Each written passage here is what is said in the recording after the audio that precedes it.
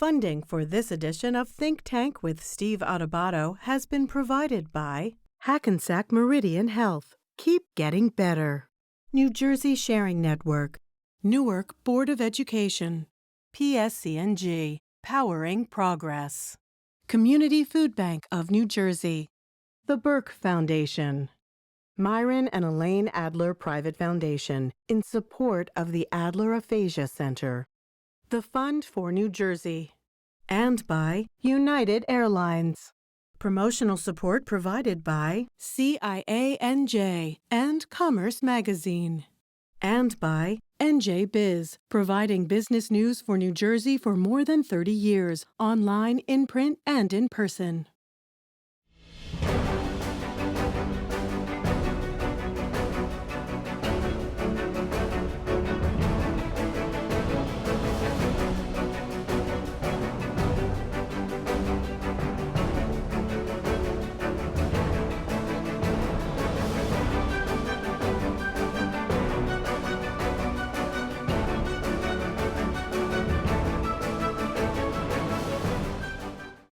Hi, folks. Steve Adubato here. Way more importantly, he is back. We got him. He has a powerful, compelling, important book. He's Professor Eddie Glaude, who is the author of America, U.S.A, How Race Shadows the Nation's Anniversaries, and also a professor of African American Studies at the Princeton University. Good to see you, my friend. Good to see you too, Steve. How are you? I hope you've been doing well, man. I have, and I want to get right to this. There's so much about this book that I agreed with, so much of it I disagreed with, and so much I want to talk about. Here's the first one.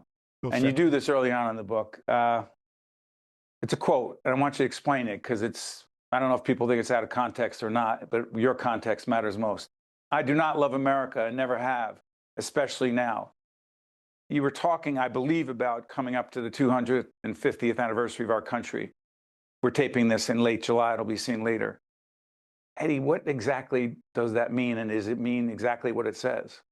You know, I think it means exactly what it says. In so many ways, Steve, I was trying with that first sentence to hold off the kind of idolatry of the state. There are a lot of folk who run around and wrap themselves in the flag, who declare their love of country, and they embrace policies that harm everyday people. I don't love abstractions. Right? I love people close to the ground. So the first thing that the sentence is supposed to signal is this shift in emphasis, right? And the second thing is also an argument with James Baldwin. Baldwin says in Notes of a Native Son, and we've talked about this before, that he loves this country more than anything, and because of that, he reserves the right to criticize it perpetually. Well, I don't begin there because of the third point, because of wound. I grew up in Mississippi. My dad was the second African-American hired at the post office in Pascagoula, Mississippi. And that's high cotton back in the day. We had a middle-class life as a result of that government job, and he moved us from one side of town to the other. And as I was playing with my Tonka truck in my new neighborhood, and I imagined the kid as blonde and blue-eyed or red-haired and green-eyed, and I'm playing with my Tonka truck, and his dad comes out and he screams, "Stop playing with that N-word." And so I had to grab my truck and go inside. So at that moment, that man in the country told me what it thought of me. And then I had to go inside, and my parents had to get to work to teach me how to survive it, to not believe what the world said.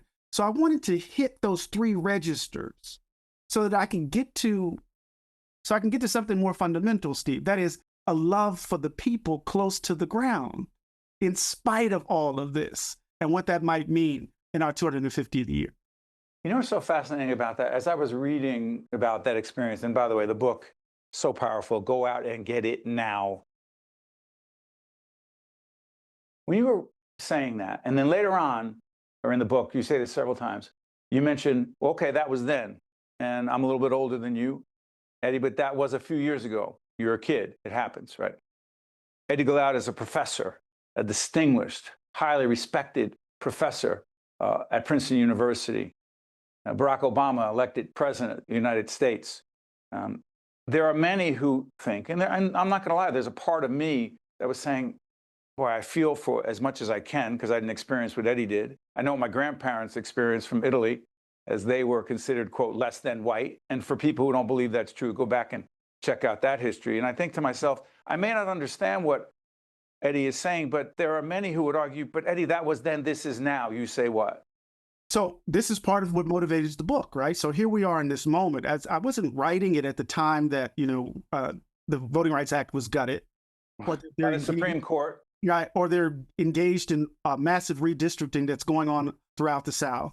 But there's been an all-out assault on American history, an all-out assault on DEI, whatever that might register for some folks. The end of federal contracts, the end of affirmative action. We see Princeton in my lifetime. It's a couple of years ago. It's after the affirmative action decision, Steve. The class that they admitted was the lowest number of African Americans admitted to Princeton since 1968.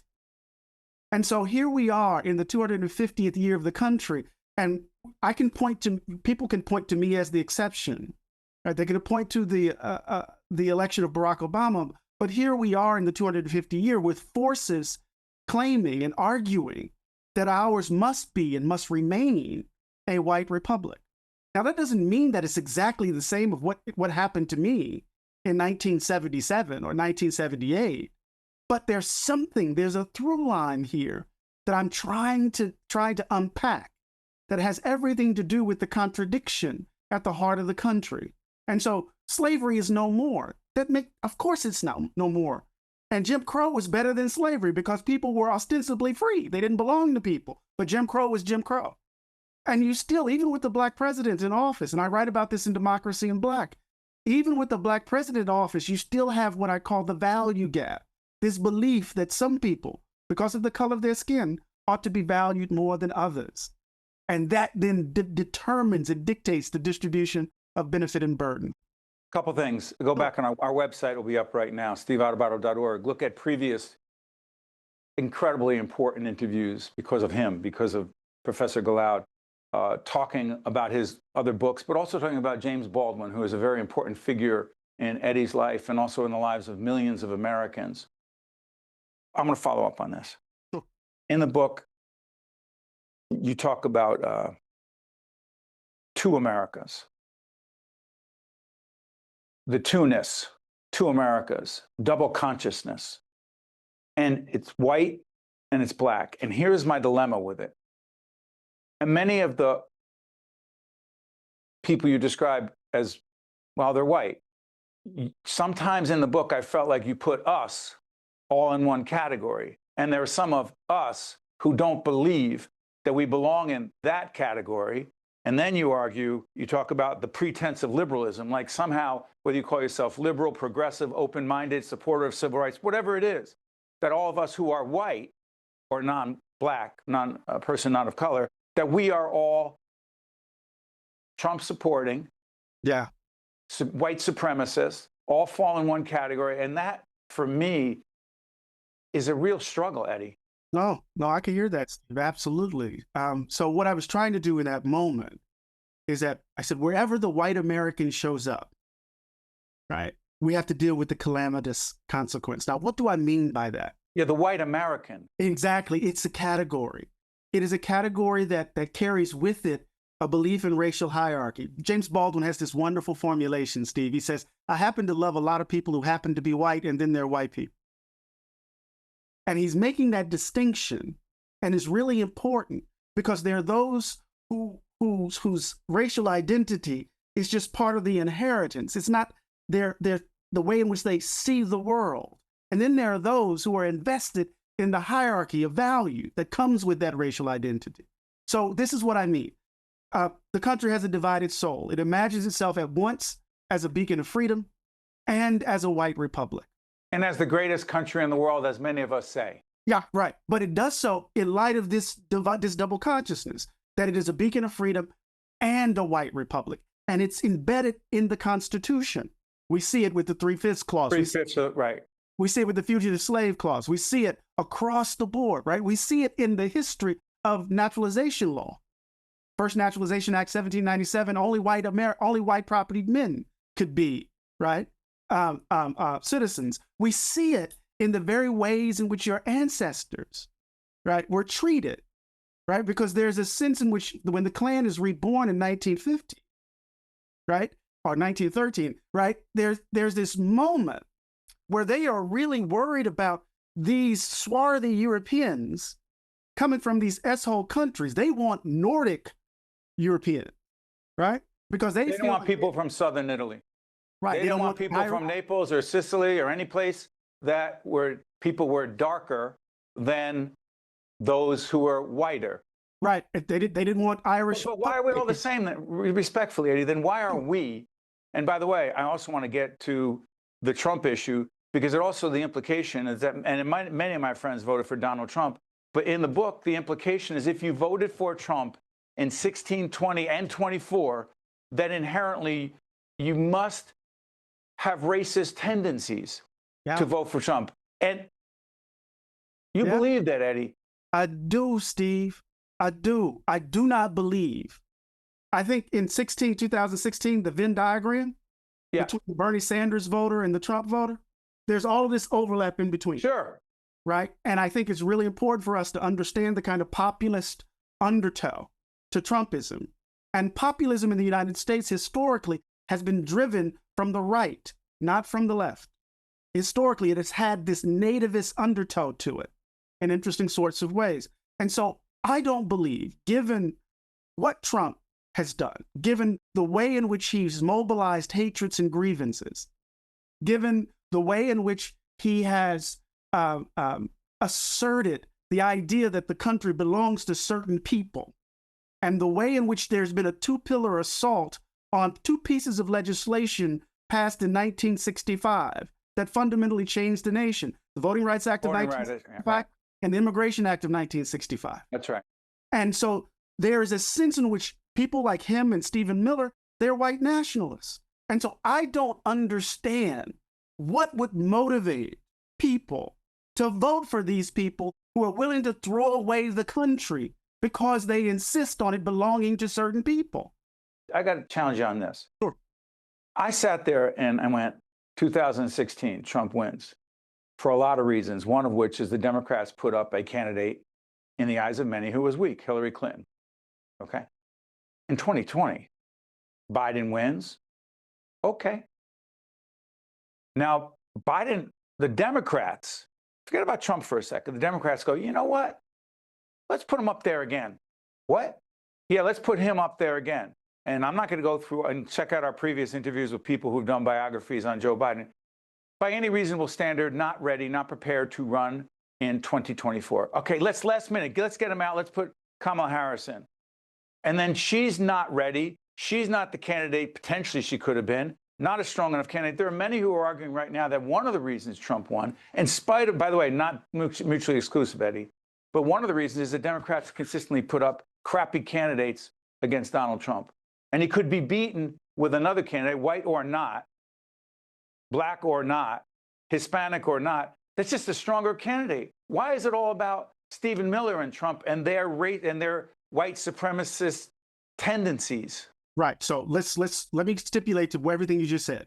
Go ahead. The Democratic Party is part and parcel to blame for the current state of the country. I just want to concede that. In Democracy in Black in 2016, I was a part of those folk who refused to vote for Hillary Clinton, right? Because I was in the state of New Jersey, right? And I thought because I was in New Jersey, I could vote my conscience. But I urged people who were in battleground states to vote for her because of the threat that Donald Trump represents. New Jersey is a Democratic state, and she wasn't going to lose it. Go ahead. Exactly. So I could vote my conscience.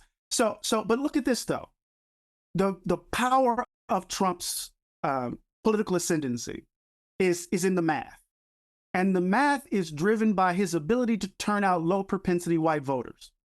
So if you look at the number of voters who voted for Kamala Harris, right, in 2020, it is one of the largest voting turnout in the history of the country.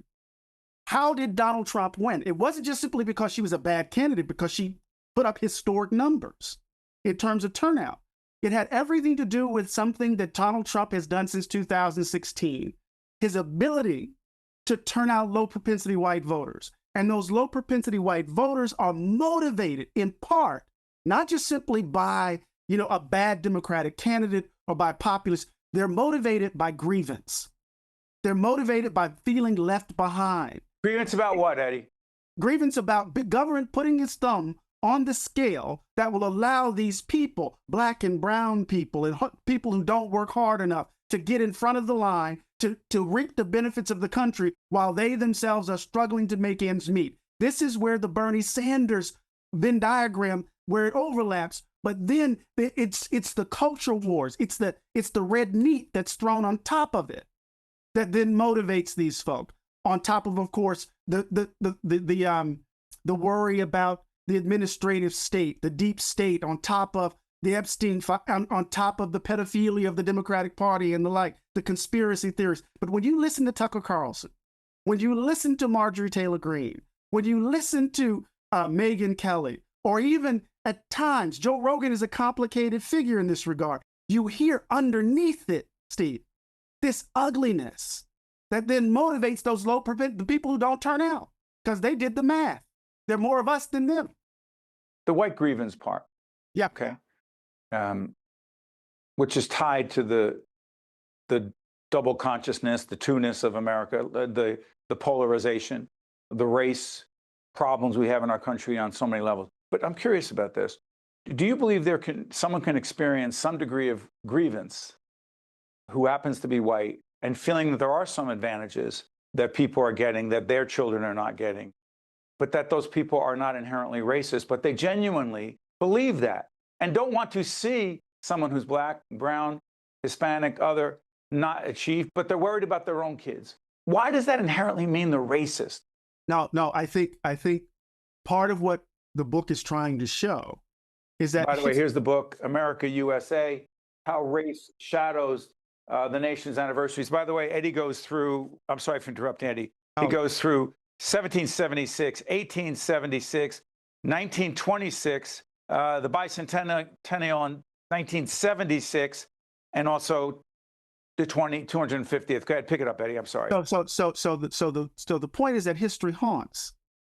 So absolutely, there's the case. I mean, that there's some folks who hold the view that their kids are not getting access to Princeton, that their kids aren't getting the same opportunities because we're trying to, in some ways, live up to a notion, to the ideal of a racially just society, and by virtue of that, some people are bearing the burden because we've been sold this bill of goods that is a zero-sum game, right? As the likes of you got to take it from me. If you get it, you got to take it from me. Right, and so while the riches of the rich are hogging everything, and we're arguing over these crumbs, but the way in which that argument takes place often is not in relation to oligarchs who are stealing and hoarding. It's really about these others who are not us stealing our opportunities. And part of what I wanted to say is this, is that history haunts us. For give you a quick example, Steve, Sure. You could be committed to states' rights, that you are skeptical of big government. But in the history of this country, states' rights always carries with it in tow a deep skepticism about the federal government's ability to address slavery, ability to address racial segregation, ability to address poverty, and the like. So even if you hold those views without an explicit kind of commitment, states' rights. Right. So part of what I'm suggesting here is the history that we have to confront and encounter. Yeah. To Eddie's point, by the way, people talk about states' rights. We get that in theory and in practice to some degree. If it were not for the 1954 Brown versus Board of Education decision by the Supreme Court, separate but equal, not okay. Ask ourselves, if the Supreme Court had not done that, that's federal government, that is not state government, which states would have said, well, states' rights, we'll do what we want to do. That being said, I'm not going to make Eddie's argument, but I'm going to, listen, I'm a baseball fan. You a baseball fan, Eddie? Of course. Okay. I'm a Yankee fan. Good for you. Well, I don't know if it's good for me or not. So this sounds crazy, but whether I'm at a game, but most of the time watching, it's harder to find on streaming services these days, middle of the seventh inning, God bless America. Like a weirdo, I get up and I stand there and it's God bless America. And I sit there and I look and I see, and just about everyone's standing. And I think to myself, there's some people who don't want to stand right now. And what do I feel about those who choose not to? My first reaction is I'm pissed. Second of all, I go, wait a minute, hold on. That's one of the reasons why this country is great, is because they have the right to do that. Do you? I stand. I don't often sing. I rarely put my hand over my heart.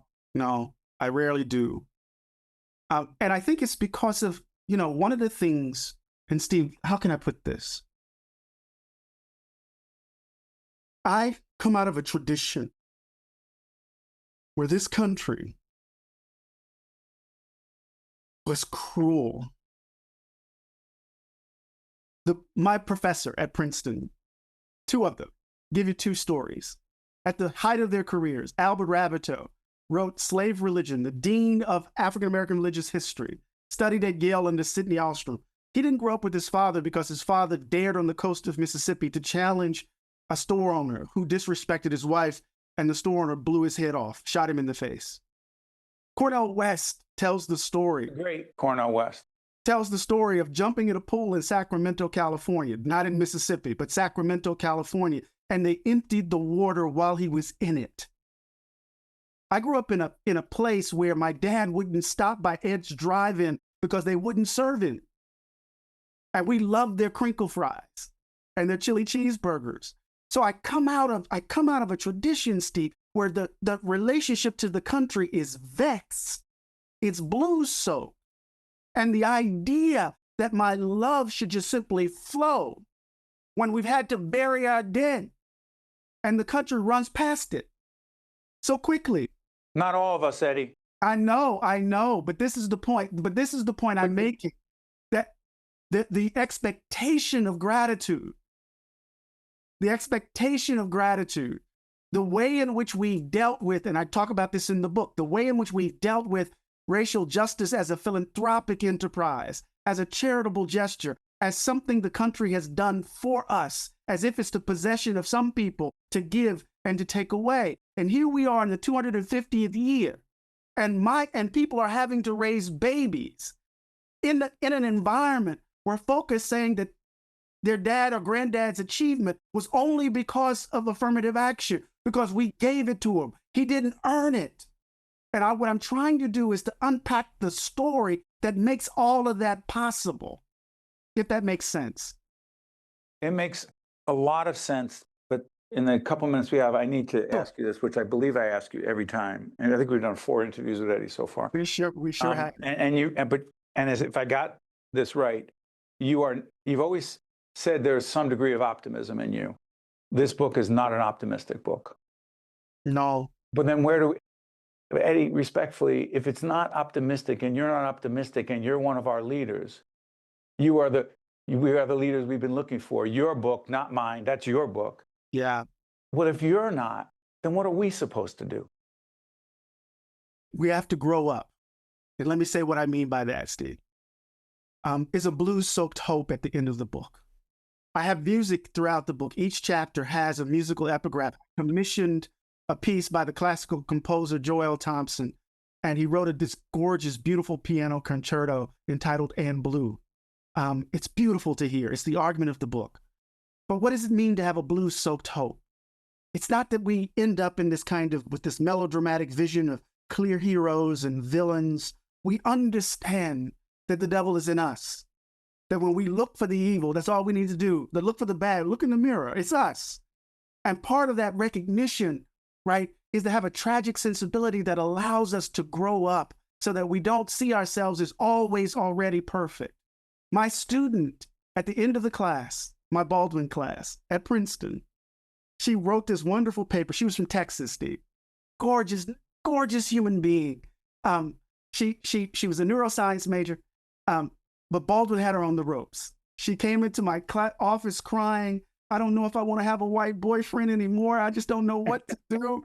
And, and she wrote her final paper on Baldwin's notion of love, trying to chart it from Notes of a Native Son to the last book, Evidence of Things Not Seen, trying to look at how does Baldwin's idea of love shifts in light of all the dead, all of the horror, all of the disappointment. And she wrote this sentence that I live by now. She said, "Perhaps it's not hope what we need.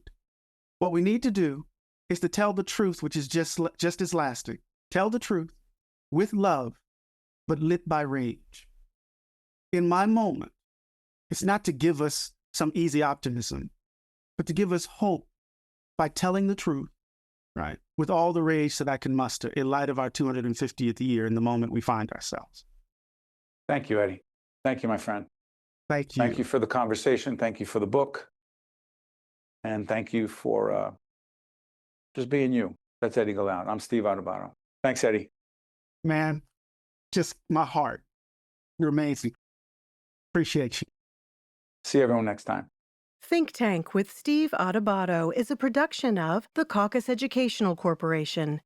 Funding has been provided by Hackensack Meridian Health, New Jersey Sharing Network, Newark Board of Education, PSCNG, Community Food Bank of New Jersey, the Burke Foundation, the Adler Aphasia Center, the Fund for New Jersey, and by United Airlines.